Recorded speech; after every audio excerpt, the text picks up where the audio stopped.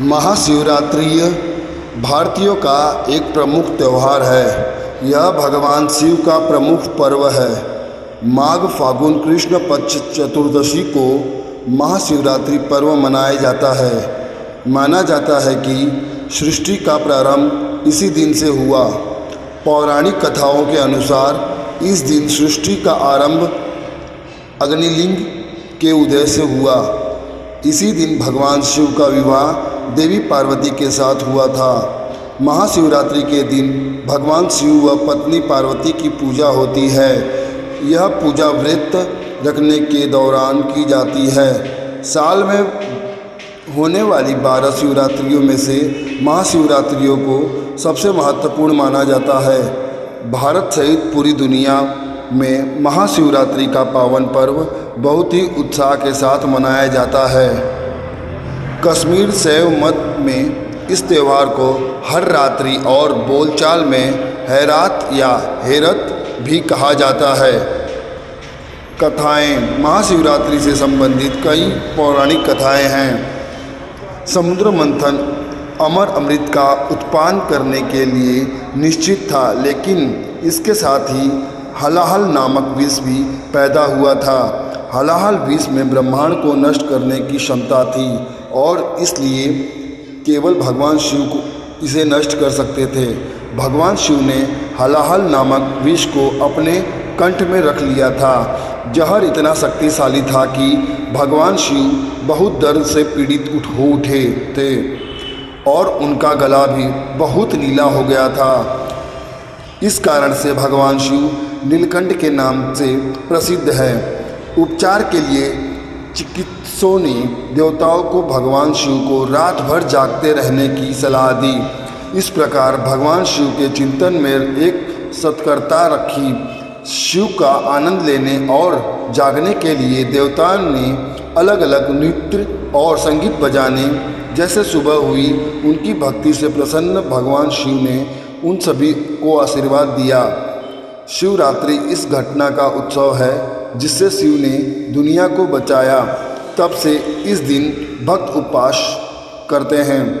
शिकारी कथा। एक बार पार्वती जी ने भगवान शिव शंकर से पूछा, ऐसा कौन सा श्रेष्ठ तथा सरल व्रत पूजन है जिससे मृत्यु लोक के प्राणी आपकी कृपा सहज की प्राप्ति कर लेते हैं। उत्तर में शिवाजी पार्वती को शिवरात्रि के व्रत का विधान बताकर यह कथा सुनाई। एक बार चित्रभानु नामक एक शिकारी था।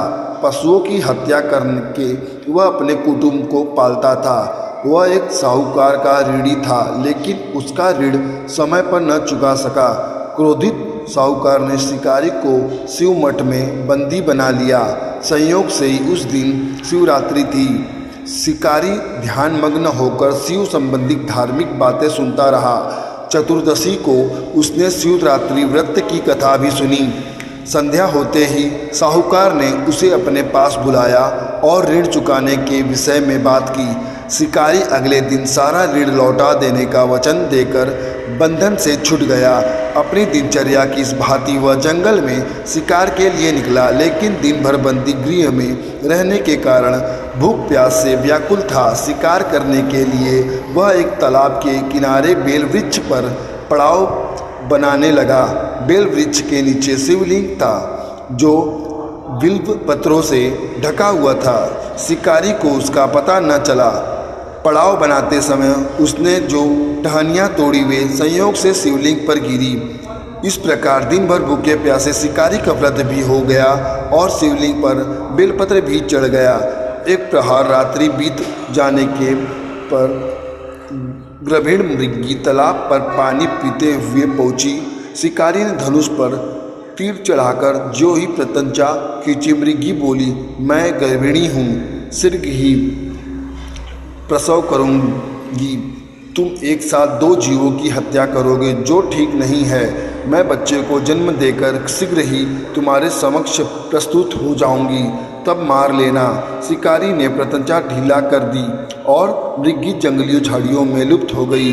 कुछ ही देर बाद एक और मृगी उधर से निकली। शिकारी की प्रशंसा का ठिकाना न रहा। समीप आने पर उसने धनुष पर बाण चढ़ाया। तब उसे देखकर मृगी ने विम्रतापूर्वक निवेदन किया, हे पार्थी, मैं थोड़ी देर पहले ऋतु से निवृत्त हुई हूँ, कामातुर विरहिणी हूँ, अपने प्रिय की खोज में भटक रही हूँ। मैं अपने पति से मिलकर शीघ्र ही तुम्हारे पास आ जाऊंगी। शिकारी ने उसे भी जाने दिया। 2 बार शिकार को खोकर उसका माथा ठनक कर वह चिंता में पड़ गया।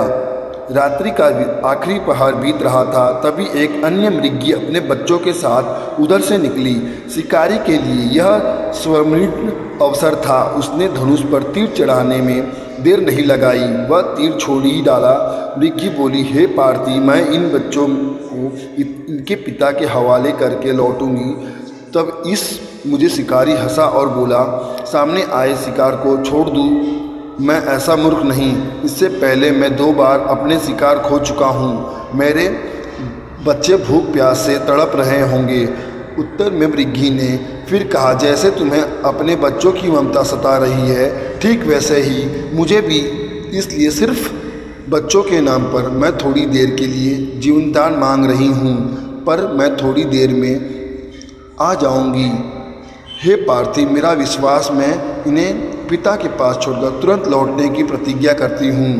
मृगी का दीन स्वर सुनकर शिकारी को उस पर दया आ गई। उसने उस मृगी को भी जाने दिया। शिकार के अभाव में बेल वृक्ष पर बैठा शिकारी बेलपत्र तोड़ तोड़ कर नीचे फेंकता जा रहा था।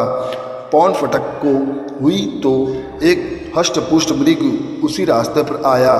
शिकारी ने सोचा, इसका शिकार वह अवश्य करेगा। शिकारी की तनी प्रतंचा देखकर मृग विनीत स्वर से मैं बोला, हे पार्थी भाई, यदि तुमने मुझसे पूर्व आने वाली 3 मृगियों तथा छोटे छोटे बच्चों को मार डाला है, तो मुझे भी मारने में विलंब न करो, ताकि मुझे अपने विरोध में एक क्षण भी दुख न सहना पड़े।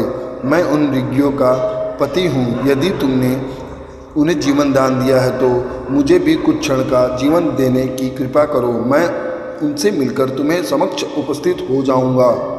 मृग की बात सुनते ही शिकारी के सामने पूरी रात घटना चक्र घूम रहा गया। उसने सारी कथा मृग को सुना दी। तब मृग ने कहा, मेरी 3 पत्नियों जिस प्रकार प्रतिबद्ध होकर गई, मेरी मृत्यु से अपने धर्म का पालन नहीं कर पाएंगी। अतः जैसे तुमने उन्हें विश्वास पात्र पर मानकर छोड़ा है, वैसे ही मुझे भी जाने दो। मैं उन सबके साथ तुम्हारे सामने शीघ्र ही उपस्थित होता हूँ।